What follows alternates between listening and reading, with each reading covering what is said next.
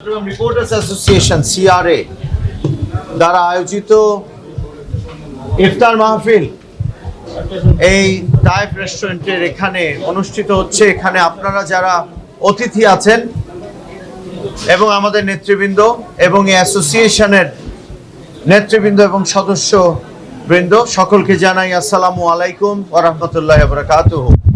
সাথে আমাদের অবশ্যই যেহেতু এটি একটি মিডিয়ার অংশ, অতএব এখানে আমার অনেক সংবাদ মাধ্যম কর্মী ভাইদের আমি দেখতে পাচ্ছি।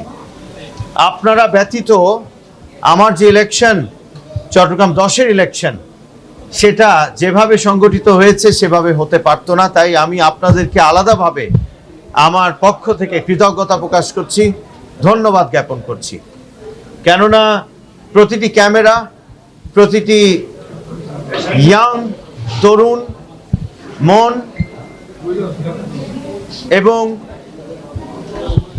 চট্টগ্রামের উদীয়মান যে সংবাদকর্মীরা সকলে আমাকে মন ভরে প্রাণ ভরে তাদের জনপ্রতিনিধি করবার জন্য সহযোগিতা করেছিলেন। প্রতিটি ক্যামেরা হয়ে গেছিল মূলত একটি পত্রিকার মতো অথবা একটি সংবাদ মাধ্যম, প্রতিটি মোবাইল। এবং আজকের দিনে আসলে আমরা যে মেইন স্ট্রিম মিডিয়া বলি, সেই মেইন স্ট্রিম মিডিয়া অবশ্যই তার অনেক রিচ আছে, অনেকভাবেই তারা ইনফ্লুয়েন্স করতে পারে।